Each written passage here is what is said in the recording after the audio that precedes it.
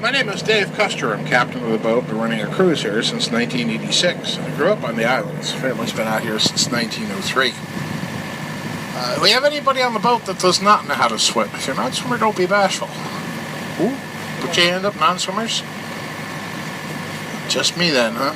Okay, well, say the captain goes down with his ship, I go alone, that's all. We have life vests there in the forward locker up front, and on a boat or cushions temporarily. They can be used as a flotation device as well. Of course, should they be needed. Well, did you guys happen to get a glimpse of the moon last night? The closest it'll be for a long, long time. Of course, that affected the tides here quite a bit. One of my competitors ended up, not this one, but the other one ended up hard aground in the harbor here for about 2.5 hours. Don't have the water, you can't drive the boat there, that's all. You would think, yeah. We have in this area 365 charted rocks and islands here in a 5 square mile radius called the Thimble Islands, 21 inhabited islands here, of course 95 homes built on them. About 120 families that share them throughout the summertime. Only 2 people live here in the wintertime. The reason why there's only 2, it's not very nice here. It's cold, wet, and raw. Of course, that's why God invented the Bahamas, you know. The summers, though, are different. Family sharing in the activities of water skiing, swimming, fishing, sailing, even just laying out in the sun the leisure life of the islander. The islands themselves are known only to the Indians of the Connecticut shoreline up till the year 1614. It was that year that a Dutch explorer, by the name of Captain Adrian Block, had sailed the waters of the Sound, mapping the coastline. He'd entered through the East River of New York to our south, set in that direction there, and he'd sail along our shores through these islands. And then out through the opening of the Sound, where his name today is honored, in that landmass out to the northeast called Block Island. They showed up on a British navigational chart, 1701, referred to then as the 100 Islands. It wasn't until 33 years later they'd be finally renamed the Thimble Islands after the wild berries and bushes which grew abundantly upon the shores out here. And those thimbleberries are nothing more than the common raspberry for which we all know today. This is Wheeler's Island up ahead here, closest to shore. In fact, so close to low tide you could literally wade from the island right over to the mainland itself. The waters behind it are quite shallow. As you look at this island today, you see it's done over, top to bottom. The old house that was here was in such rough shape, the new owners, when they bought it, said, oh, we love the old house, tear it down and build a new house, build a new one to look like the old one, but make sure it doesn't look old, make sure it looks new. So what do we have here? We have what we call the old new house, 10 years old on the outside, brand spanking new on the inside, because this house, as of yet, has not been lived nor slept in. 10 years old. People say, how come? Well, upon completion, they put it into mothballs. The family's been buying up houses one at a time, fixing them up. The idea is when the kids get old enough, they get handed a key to their own island. Yeah, I know, people want to know how to get adopted into this family. But that's what's going on here. 10 properties so far they've procured. Of course, this house, years ago, was so beat up, the kids would look at it, the kids from shore would look at it and say it was a haunted house. It was all beat up, down to the weather and all. And the man who owned the house, his name was Captain Frank Wheeler. He just had to have a little fun with the kids. On a quiet night, he turned off every lantern in the house, waited for it to get dark. He would go upstairs, dressed in black clothing. When things quieted down along the street, he lit up a single kerosene lantern, which he then attached to his waist, proceeded then to walk around the balconies of the house, playing his violin. Kids, of course, would hear the music, look up, see the lantern. They figured they'd seen the ghost. We happened to have a visitor in town. The fellow's name was Charles Adams, and he was a famous illustrator of the New Yorker magazine. The witness to this was inspired by this to paint a portrait, which had later showed up on the cover of New Yorker just in time for Halloween, and that cover portrait, as you could expect, was called the Ghost House. And, yes, it looked just like that house there. As we make our loop around here, you can see there's a lot of stonework used in docks and bridges and homes, seawalls. The stone is called pink granite and is quarried locally right here in the town of Stony Creek. Has been for many, many years. Here you see it in its natural state. Stone is preferred by architects and monument makers alike. It's long been known for its strength and beauty, especially once cut and polished. Kind of has that nice, warm luster to it. And, well, you've probably seen it in some of the places, like, for instance, down there in Grand Central Station, for instance. All that polished stone down there is Stony Creek granite. The soldiers monument at West Point. The stone's the George Washington Bridge. The steps of the United States Capitol building, these are just a few of the many places, indeed, where this stone has been preferred. Not to mention kitchen countertops. Well, right now it is an outgoing tide. We have a rise of fall tide here of 6 1/4 feet on the average. Of course, when the moons align with the rest of the planetary arrangements here, gravity, of course, affects our tides. It could be more extreme. Like yesterday, we had a 7 1/4 foot tide. High-low. Of course, today we have a nice gentle breeze that's looking at like it's coming out of the south-southeast. And as a result, it's nice and mild, nice calm day. Not always is Long Island Sound this pleasant, this calm. It can be quite rough. It's had a reputation of whipping up in a hurry. You know, back in September 23rd, 1938, it was calm in the morning, much like it is today, but by the end of the day, two storms had converged upon each other, making it a perfect storm, a hurricane and nor'easter. And it blew across into the shoreline here. Of course, folks back then didn't have the sophisticated weather systems, the Weather Channel, the hurricane tracking planes, weather satellites, and everything else that we have today. And so, therefore, they really didn't know what was bearing down upon them until it was too late. People on the islands didn't know until high tide. That's when the tide didn't stop rising. It continued on another 8 1/2 feet above the high tide mark. Of course, winds had grown, 120-mile-an-hour gusts, the heavy waves pounding into these docks and bridges, low-lying homes. Off the islands, we lost 9 houses. More importantly, we lost 27 souls. Some families, some friends. So when they talk about hurricanes now, yes, we take it seriously. We at least get a heads up by the weather forecasters. We come out here, batten down the hatches best we can. Do as much as you can. There comes a time where you have to get off the islands. You can only do what you can do, and that's it. Get off the islands because it's not nice to fool with Mother Nature. We can look around these islands even now. Still see hurricane damage. It's never been corrected. Up ahead here, between the two halves of the island, stone pillars remaining for where a footbridge had once stood years ago. Ever since the hurricane, the island literally had earned its name, having been left as it's called, known as Cut-in-Two Island. Never bothered to rebuild the bridge, said they didn't need to. Come to find out they didn't get along with the people who lived on the other half, so why bother?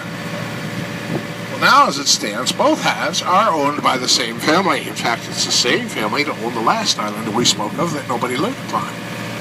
And it shouldn't surprise you that they don't live here either. In fact, that house behind us over there, brand new, completed about 1.5 years ago, in mothballs, waiting for the next key. This house here, of course, has got some history. This, years ago, used to belong to the Warren family out of Meriden, Connecticut. They had a daughter. Her name, Lavinia. Very small-statured young lady, stood 3 feet tall as an adult. Worked for P.T. Barnum. That's where she met her future husband, General Tom Thumb. He, of course, being smallest man on earth. The relationship blossomed. The young couple ultimately got married. Every time they come back to visit with the family, they always brought back one of the circus posters, which the family then used inside the home as wallpaper. If you go in that house today, you're going to find one room still decorated that way. Of course, today these posters, many are the last of their kind, and are valued as priceless. They say worth more than the whole house and the island combined. Well, that's a tough call. Gotcha. Horse luck. Of course, living on the islands is different. Only 6 islands out here have electricity. 9 have running water. Some have both. Most have neither. Electricity is known as the wire, and water is known as the hose. The wire was brought out here in 1961. They stretched it out through the islands, asking folks if they'd like it. Some said, sure, we'd love it. Others, not quite so ready. We never had to have a fall, they'd say. Run the cable between the two halves of Cut-in-Two Island over there. One half took it, the other didn't. But now both halves want it, so how are they going to get the wire to the other side? They're going to have to build the bridge. DEP says no more underwater cables. Because after all these years, the bridge is finally going back. A little island over here off to the right-hand side is one of my favorites, Dogfish Rock, just 3/4 of an acre. You don't want to get them too big. You don't get them too big, you're always working on them. Too small, you get what they call rock fever. Oh, get me off the rock. It's actually perfect size right over there. Yes, they have wire and hose. Davis Island over here is much more luxurious. Big house over here. Actually, it was a small house at one time where they see the 3 big windows and the doorway there. That was the whole size of the house. They put an addition on over the last 4 years. The island's very luxurious. You get off the docks there, walk up cobbled walkways up to the big house top of the hill here. This is known as the Summer White House of the Thimble Islands.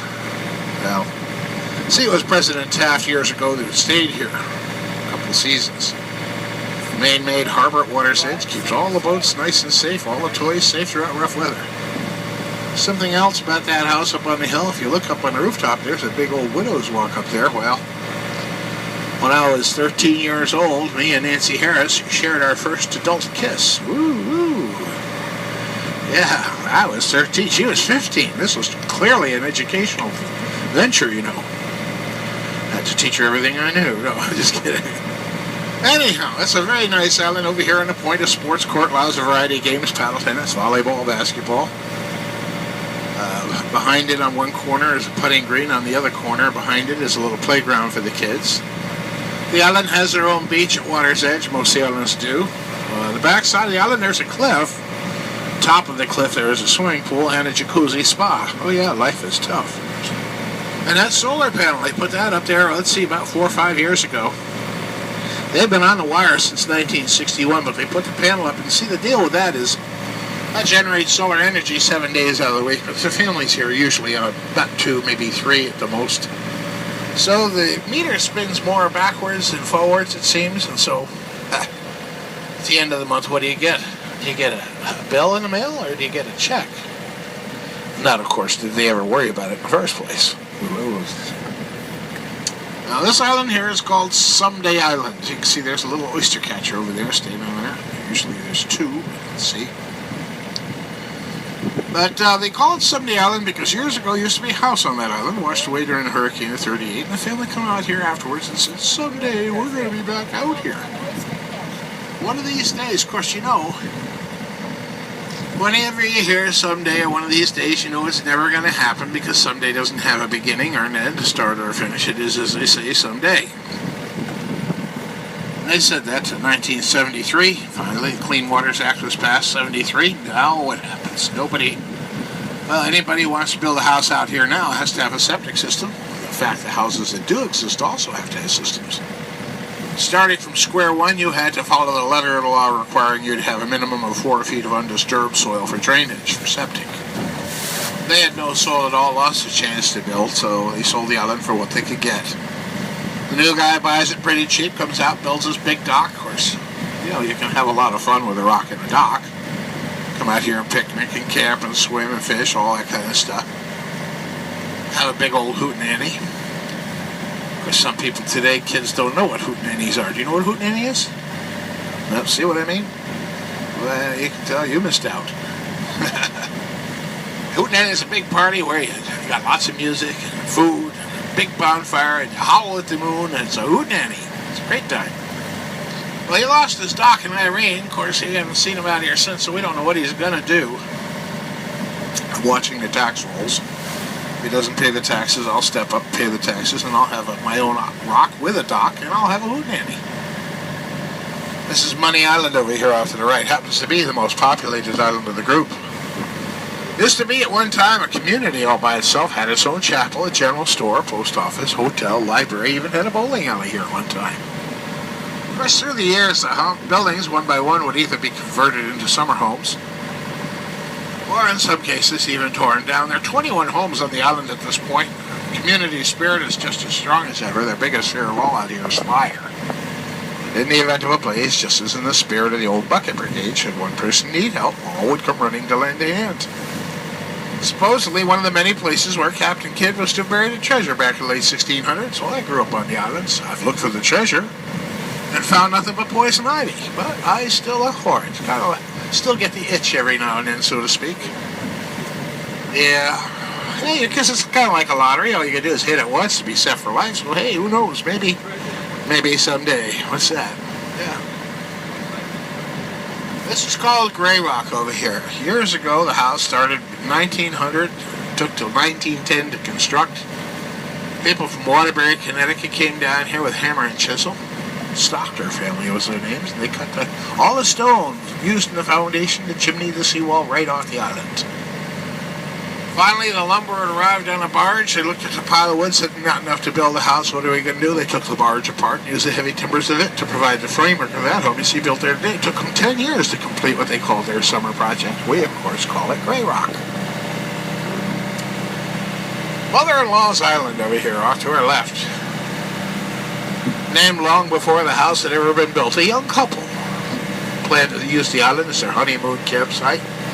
Married on shore, they came out, set up camp. They're all tucked in the first night, ready to go, and they had a surprise visitor, mother of the bride. Seems she would row her way out here, little boat, just to see the kids the first night of the honeymoon. Wasn't that nice? Of course, the kids pretended to fall asleep, hoping Mom would kind of, catch them and be on her way. 10-15 minutes later, the groom looked over his shoulder, found his new mother-in-law sound asleep on the island, so the kids, they got up and they left. And when they did, they took Mom's boat with them, left her stranded behind. She woke up the next morning. She was madder than the Dickens. Kids are gone. Boat's gone. She starts waving her arms about. Of course, people on Money Island look over and see her waving, so they wave right back. Finally realizing she's looking for a ride, decide they're going to have some fun. They brought her food and water instead. Let her stay on the island throughout the day. Kids, meanwhile, were getting a good head start. Mom was learning a lesson she'd never forget. The island, of course, ever since. Well known in her honor as Mother-in-law's Island. Mother-in-law's. All these islands, every one of them, formed by the glaciers, reformed, I should say, changed, altered. Glaciers gouging and carving their way over the Earth's surface. On the island, they had 3 spots along the high water mark. We call them potholes today, or more like a basin or a bowl. But they were gouged out of the rocks at the high water mark, and as a result, they trapped water at high tide and remained full as the tide drops. The water heats up during the course of the day, with the Indians who use these islands as campgrounds would often bathe their children in the warm pools of water. Well, undoubtedly, they were talking about Pot Island, or Pot Rock, as it's also known. Well, it would be back in 1846 that a man would build a hotel out here, first of 2 amongst the islands. Then, worried that people wouldn't come to a place called Pot Island, he would change the name to make it sound a little more exciting. Called it Treasure Island. Seemed to work. Soon there'd be steam vessels from Bridgeport and New Haven and Brantford. They'd deliver as many as 1,000 people here on weekends, and they'd partake of clam bakes here, and picnics the likes have not been seen since. Somebody once said, "You really have treasure on the island?" He'd smile and say, "It's in the wallets of those who visit my hotel." Well, the hotel, at least what's left of it's topped the hill here off to the right. What happened? Well, depression. When the depression hit this country, a lot of businesses went under. This one was one. Afterwards, they tried to get back up into operation. They used it as a summer camp, also as an art school, but time took its toll upon the building, and that combined with the Clean Waters Act. Well, it was decided to tear half the building down, remodel what was left into 8 bedrooms and 5 baths. Many people will ask, do you have any hotels out here now or any bed and breakfast? And the answer is no, and the reason simply is the islands are made of solid rock and don't drain. Leaching fields for septic systems out here work in reverse than they do on the mainland. On the shoreline, they drain down. Here, the moisture drain actually has to evaporate up through the soil. And when it's dry, we have these dry weeks like we've had. Oh, the systems work terrific. 3 days of heavy rain, though, the grounds get soft and soggy. The systems don't work so well. It's when you got to go to plan B, and that's if it's yellow, let it mellow. If it's brown, send it down. Well, that's what you got to do. This being the smallest of the inhabited islands, Exton's Reef, just a little patch of rock, it gets even smaller as the tide continues up. Yeah, that's why the house was built on the columns there in the first place. You could almost imagine what it might be like laying in bed in the middle of the night, listening to the waves breaking underneath the house, water whooshing in, washing out, whoosh. Whoosh. Of course, the sound of rushing water at night kind of makes you want to have to get up and go pee all night long, but that's side point. People say, how is he able to build on that island? He has no soil. He built before the ruling went into place, so yes, as you can imagine, he was grandfathered in. Excuse me.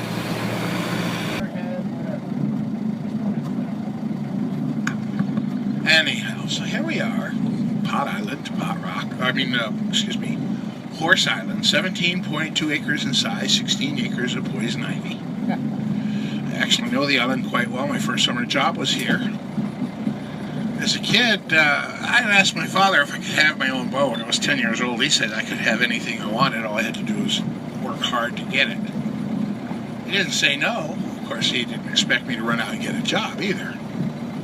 What did happen? Well, the people on this island called over to our house looking for one of my older brothers to come and cut the grass around here. And, of course, they being older and having discovered girls were unavailable because they were chasing the girls around the island. So I came over here instead.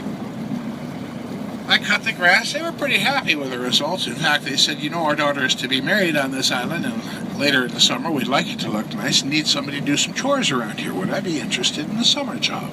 So I said yes. But, you know, I was one of those kids that if you gave them a dollar bill in the morning, you would have 50 pieces of bubble gum by noon. You know what I'm saying? So I told them, don't pay me now. Pay me at the end of the summer, otherwise I won't be able to save my money. Come out here every day working on this property. Every day. Of course, what would happen at that point is I'd come out here, day of the wedding, everybody showed except for the groom. He sent a telegram, something about not being able to come to the wedding because his wife wouldn't let him. He's already married. I remember the mother of the bride standing on that rock over there, throwing bone china dishes off into the water and swearing in German. Of course, she was throwing fistful of silver and dishes and everything else in the water. Nobody could eat. Everybody left hungry. The family they left that day never came back, never saw them again. As a result, they never got paid. I was very upset. My father sat me down and said, just a little bump in the road of life. I can remember him saying that. To me, it was an earthquake. But he said, don't worry about the money. They'll be back. You have to have some compassion and understand what happened. After all,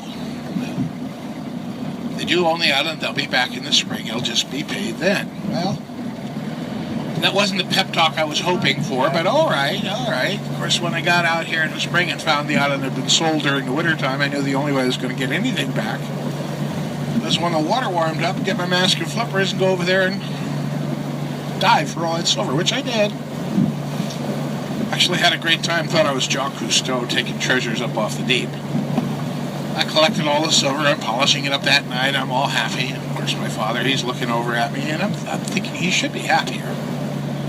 But the problem what he had was that now how was he going to tell his son who worked so hard to get what he wanted about those two little words in the back of all that silver? Those two little words that said silver plated wasn't worth anything.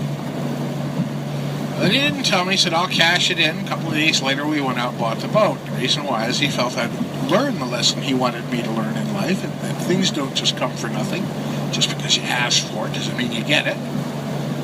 Anything worth having was worth sacrificing for. And once you paid for it, of course, then you treat it nicer if somebody didn't just give it to you. So I had my own boat. Of course, the island came into the hands of Yale University in New Haven. They were given the island by one of their alumni who bought it, called it a wildlife refuge for 6 months, gave it to Yale for tax write-off. They didn't want to pay the real estate taxes, so they hooked up with the Connecticut Land Trust. That's how it stands now. Of course, people say, how does Yale use the island?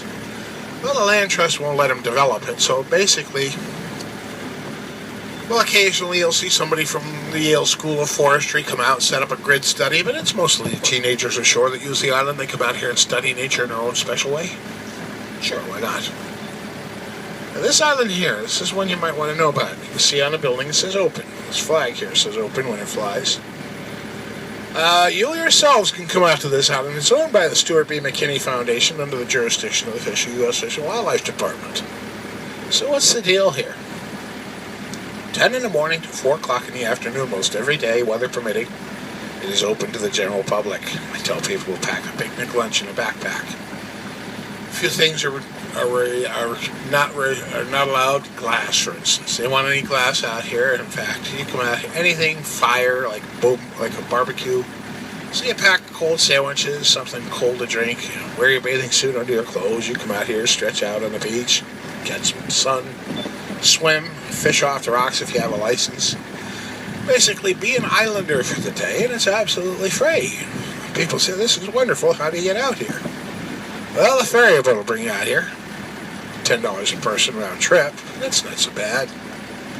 You come out here at 10 in the morning, tell them to come and get you at 3. That's good. Some people come in their own boats. We see kayakers who like to come out here all the time. Of course, those boat captains, you know. We just loaned him kayaks. We call them speed bumps in the water, you know. Red ones are worth 5 points, blue ones are worth 10. I can see by the enthusiasm we have some kayakers on this boat here. Oh, that's all right. Just remember what this boat looks like. No, you know, the only thing that people have a problem with the kayakers on these islands, because a lot of times they paddle around and they don't stay in their kayaks. They have an amazing ability to pull their boats up on other people's property and start walking around. Isn't that cool? So anyhow, I grew up on these islands. In fact, first house on the end of the islands where I was born. So, okay, how'd that happen? Well, a family came out here to open up the cottage. And having opened the cottage, they at that point would spend the weekend here. Of course, Sunday morning, Mom rolled over and said, time to go get the boat. We're going to have a baby. The boat didn't start, and I didn't stop. Something like that. You know, the movies where in the movies they say, you boil the water, you get some sheets, you clear off the table. Well, they cleared off the kitchen table, and that's where I was born. They said I ruined breakfast for everybody. The island is called High Island, tallest island of the group, also known as Kidd's Island. Used to be one of the many hideouts of Captain Kidd back in the late 1600s. And I grew up on these islands. I've looked for the treasure, found nothing but poison ivy, as I said before, but the island was called Kidd's Island because supposedly Captain Kidd hid out here. Now, people say Captain Kidd left treasure up and down the coastline. I seriously doubt it. See, Captain Kidd wasn't a pirate. He was what they call a privateer in the Queen's Navy. Kind of like a bounty hunter at sea. He tracked down pirates, returned them to justice, and received a reward. However, after he was on the high seas and saw a ship belonging to Spain, France, and Portugal, he would take that ship in the name of the King and Queen of England, bring it back to an English port, and he'd get paid a percentage for what it was worth. It was around 30%.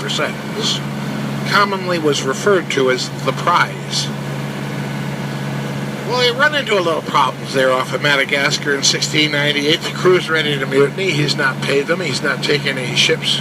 They're ready to do better on their own, about ready to take his boat, when all of a sudden, from the lookout, from the crow's nest, they hear a voice saying, sail home, sail on the horizon. Actually, three small sailing vessels, cargo vessels, lightly manned, lightly armed, most importantly, flying the French flag. Figures they're easy pickings, fair game. He takes these 3 ships, and what does he find out? They're really not French.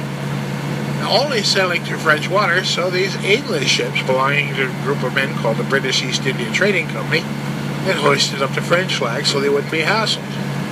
When they saw Captain Kidd, they were actually glad to see him, thinking that he was going to be their escort. Yeah. The crew didn't quite see it that way. They're mad as hell. They said, we're going to keep those vessels. We don't care who they belong to. Fight breaks out on board the boat. Kidd picks up a bucket, swings, and hits one of his men in the head. Of course, when that happens, the man drops dead to the deck. The crew is furious. They overpower their captain. They beat him up, throw him into the longboat. Anybody who wished to follow, well, they were thrown in a boat with him. Mutinies taking place. Months would travel or pass by before anybody would hear anything about Captain Kidd. Of course, in England, they would hear about it first. Captain Kidd's a pirate. Captain Kidd's a pirate. The Navy's now looking for him. Meanwhile, he's making his way back to New York. This is where he is from. He's got friends in high places in New York. He's got a wife in New York. He goes to church in New York.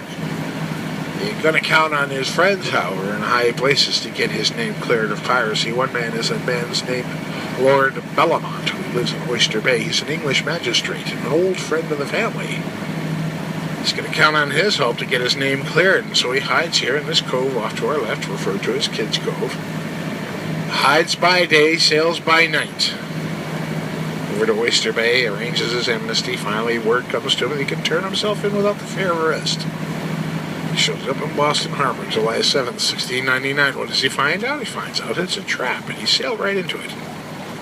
He's clapped in iron, sent to England, tried and convicted. Ultimately, in 1701, he's, as they would say, hanged by the neck until dead or. And hung him twice, you know. Halfway through the first hanging, the rope happened to break, so they gave him another rope, did it again. Clearly, he's having a very bad day. This is Kidd's Cove. People say, how do you know he was here? Well, we didn't for the longest period of time. Until you see that name over there on that rock. We didn't know who that was until 12 years ago, actually. Somebody on the island had contacted the British Admiralty, talked to an archives expert, research analyst, and asked if that meant anything. Of course, they went back through the records. There's a document referred to as the ship's manifest, dated 1696. For the Adventure Galley, Captain Kidd's first. That was his boat. On it was a list of crewmen. James Dimmons was listed as one of the crew. That says J. Dimmons. So, 315 years ago, we had pirates on our island. Arr. Bringing the women, arr. Sir, is this your wife here? Yeah. She seems to really like that kind of talk. We'll try that a little later on, maybe when you get home. Maybe, arr, shiver me timbers, arr. Well, she liked that idea. Moving right along. People say you live out here, you don't have any electricity, you don't have any running water. It's true, we don't. We don't need it. Many say, what about generators? Well, we have them. We use them temporarily for power equipment, but they're noisy. Don't want to listen to them all the time. Years ago, you cooked on a wood stove, kept your food cold in an icebox. Now we use propane. Gas stoves, gas lights, gas refrigerators, and it works out just fine. Of course, still collect the rainwater off the rooftops of the house. People say, why not use the hose? Well, we never had the hose out here, and the reason why we saw so much problems with it. So you get 100, 150 boats out here anchoring up. These are all hose kinkers. You ever use a hose, got it kinked in the backyard, and all of a sudden get no water out of it? Well, that's what happens here. The only difference here is in your backyard, you walk down to the hose and say, oh, there's the kink, and you straighten it out, and you're back to normal. Out here, you got to send a diver down, figure out where it's kinked. So we collect the rainwater off the rooftops and store it below our house called cisterns. And as we need the water, we pump it into our home directly with an old-fashioned hand pump. Sometimes a car battery and electric water pump will suffice as well. Several reasons we collect that water. One is for just basic living needs, but the other is in the event of a fire. Many of these houses are quite old, very dry, 100%, over 100 years old, no sheetrock. Very, very difficult to keep these houses from not catching on fire. What happens? They don't take long to get involved. We do have a fire department out there, down in town. It's a volunteer organization. They do very well. Get out here very quickly. But in most cases, probably not quick enough.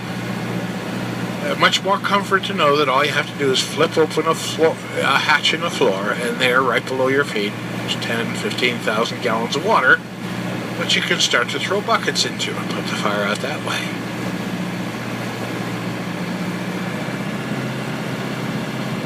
Yeah, you can come in here on some weekends, come around the corner and smell nothing but cocoa butter in the air.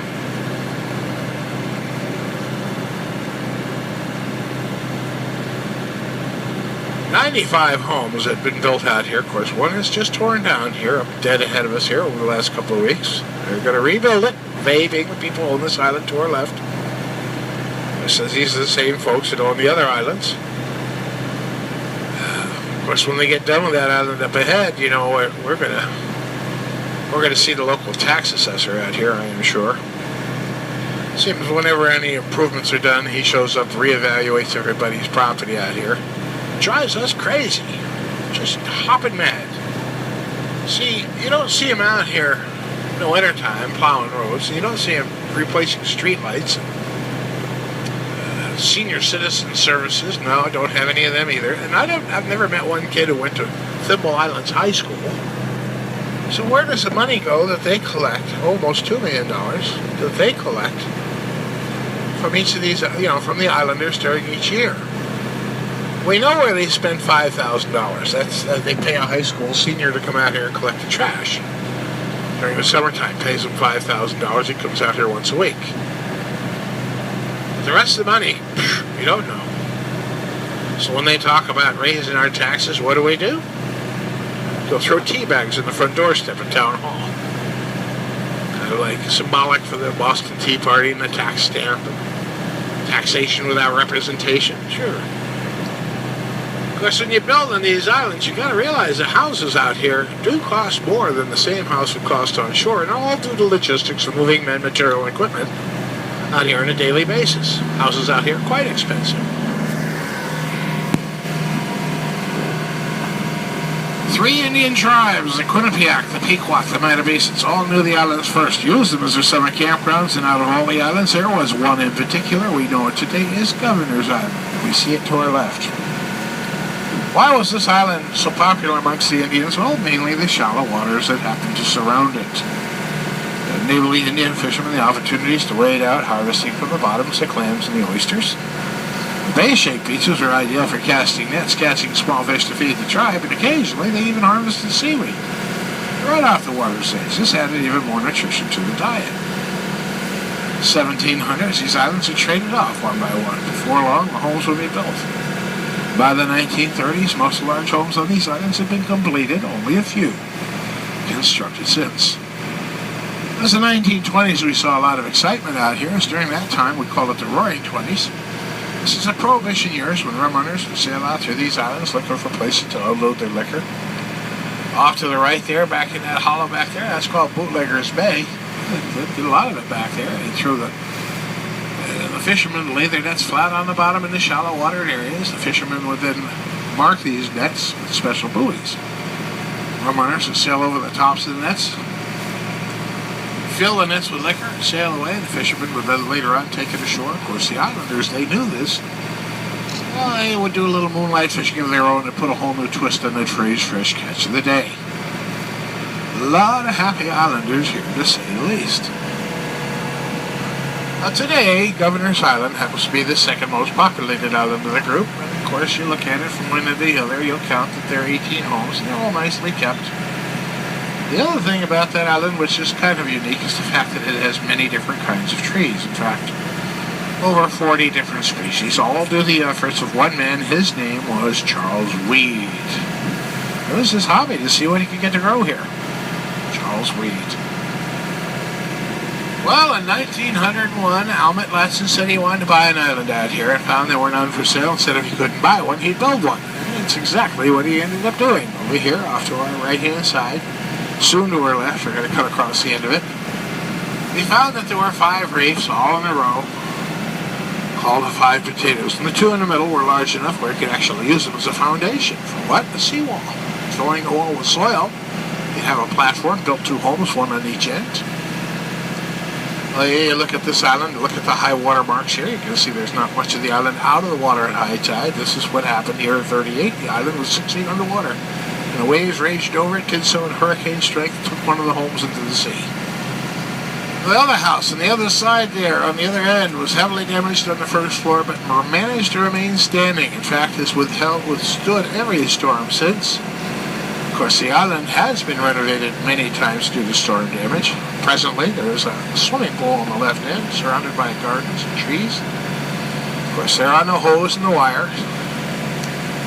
Oh, there's a jacuzzi on the island. There's solar on the rooftop. One thing remaining the same about the island, the fact that it is still just 2 feet out of the water at high tide, which means, yes, it will happen again. It will happen again. People say this is why you have insurance. Well, insurance isn't the easiest thing to get. First question they ask is, how close is your house to the water? Uh-oh. Seen him sit in his windows at high tide fishing. Ah, cloudy day today, huh? What about this? I wasn't expecting this. He said sun. It's okay. It's nice to have a cloudy day from time to time. Let's appreciate the sunny ones, that's all. This island over here off to the right-hand side is called Rogers Island. It's 11.2 acres in size. It used to be a granite quarry. The stone taken from that island over there now sits under the Statue of Liberty in New York Harbor. The quarry had shut down after the project had completed. The island sold to Captain John Phelps. He was a pretty wealthy man. He came from the famous of Phelps Dodge. They were involved in copper mining. He built on the island all kinds of things. Caretaker's home over here at Water's Edge. Behind it used to be a stable. Now there's a greenhouse back there. There's tennis and basketball court there in the trees, and a little putting green on the edge of the tree line next to the rocks. see it shortly. Of course, years ago, there used to be a 6-hole chip and putt golf course in the island, but that's now overgrown. Let's see what else is on the island. Gardens and groves and scenic overlooks and all kinds of other stuff. Gazebo on a point here. Pool, a heated pool house, bathhouse. A 27-room English Tudor mansion up on top of the hill. A guest house on the backside.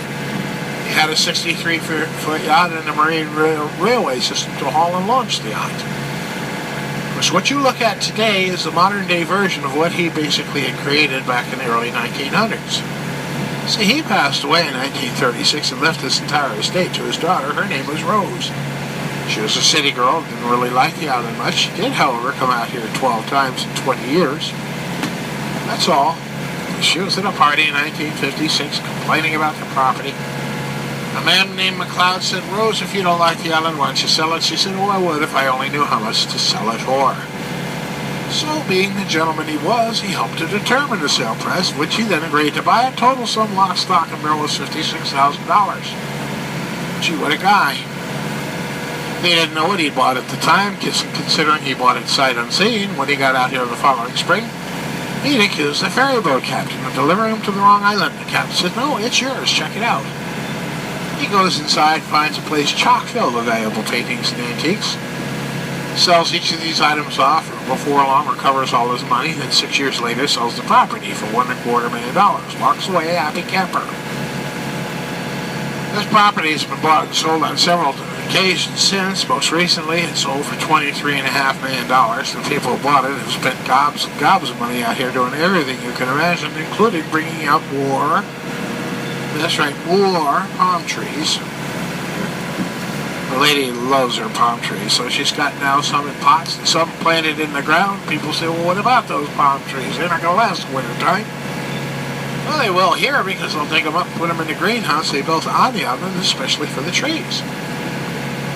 You gotta ask, who does this kind of thing? Well, people have more of this than they know what to do with. In fact, the same kind of people have this, have 10 properties out here, going to give one to each of their kids.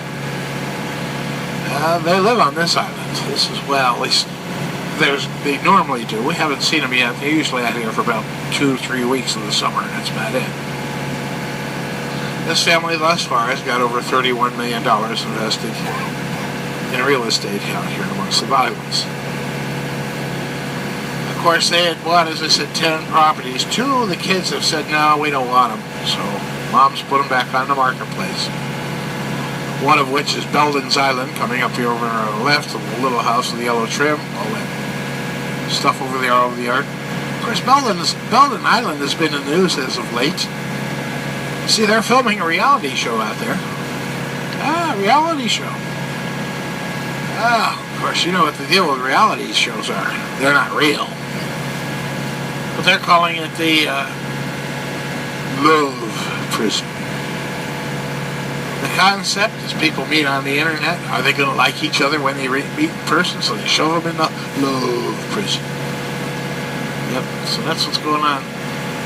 If you're into that thing, it'll be airing sometime around on the A&E channel sometime in the late summer, early fall. Love Prison. Drives us crazy out here. Cedar Island coming up ahead of us here. This is belongs to a friend of mine. In fact, they're going to have an open house there all afternoon there. Real estate broker is wanting me to run people back and forth here, both from here and Pine Orchard. But it belongs to a friend of mine. Larry and I grew up together. He said he wanted to buy an island. Found out that taxes hadn't been paid on the property since the hurricane had swept it clean in '38. So what happened? He bought the place. They said, "You can't build a house here." He calls me. He says, "What should I do?" I said, "Build a backyard." Backyard, absolutely. You build a backyard. You do everything you do on any of the other islands except for go to bed. You don't need a house. You just need a place to go water skiing, swimming, fishing, sailing, barbecuing, have a hootenanny. That's what he did. Of course, he said, "Where am I going to sleep?" I said, on a boat. You can afford to buy the boat because you didn't have to build a house. That's what he did. Now living in Aurora, North Carolina, he's got this place for sale, asking $285,000. People say that's a lot of money for a gazebo and a rock. Yeah, it is. You know, it's the only gazebo and rock that you're going to get out here for under $2 million, so it may be expensive, but it's still the cheapest thing out here. And you can clean it up, make it nice. You can make it into wedding chapel, for instance. You can have weddings out here if you like. Of course, all you need to conduct a wedding out here is to be a member of the court. It's either through a notary republic or justice of the peace. Or you could be a preacher, and that's easily enough done. $10 to church, and guess what's happening now? Yeah, send you $10 in, and you get to become a preacher. You know, people didn't travel very well long ago, back in the early 1900s. Early 1800s. It wasn't really until the 1970s and 80s that all of a sudden public transportation started to reach out beyond the cities, namely in the form of trolleys. By the 1880s, it was in line and run all the way down the shoreline. You can see the trestle over there, off to the left there. The shoreline route would bring you down here, cost you a nickel to run the line all the way down here. Of course, the nickel was a lot of money. That little houseboat called the Turtle there, and the cute little thing. So, as it turns out, it cost you a nickel to make that trip. Of course, when you got down here to Stony Creek, there wasn't much to see. It was a quarry town, rough around the edges. But what happened? The town, realizing that there was a thing called tourism starting, so by cleaning up their town, the fish houses, the taverns, and the inns got fresh paint, new curtains, new mattresses, new sheets. Well, people now had a place where they could stay, where they could eat. Of course, some of these folks would step off the trolleys and be dressed in fancy clothes. Ladies with parasols on their shoulders, men with tall hats and long-tailed coats. Up the treetop here, you can see over here to the right, there's an osprey sitting up there. Osprey. Some of these folks that would come down into town, they'd be greeted by fishermen opening up oysters at dockside, a dozen for 2 beds. It's 25 cents. Others may sit in the shade of the summer house, listen to the locals, gossiping, maybe listening to Ida Payne talk about her new set of choppers. Some of the folks fished from the pier, and there were always a few, like yourselves, stood in a little line on the corner of the dock waiting for a boat to take them through the islands. This has been a tradition which has been kept alive out here by the captains of the region for well over 100 years. Folks, we're coming back into town. Do hope you enjoyed yourselves today. Hope you come back see us again as we come into town. Keep your hands inside the boat for safety. Once the vessel's been secured, we'll let you be on your way. Please look around before you leave. Don't leave anything behind. Car keys, lens caps, Rolex watches. And last but not least, please, if you would, keep in your prayers men and women serving overseas in the military, that they may come home safe and sound. Thanks for listening, everybody. Have a great day.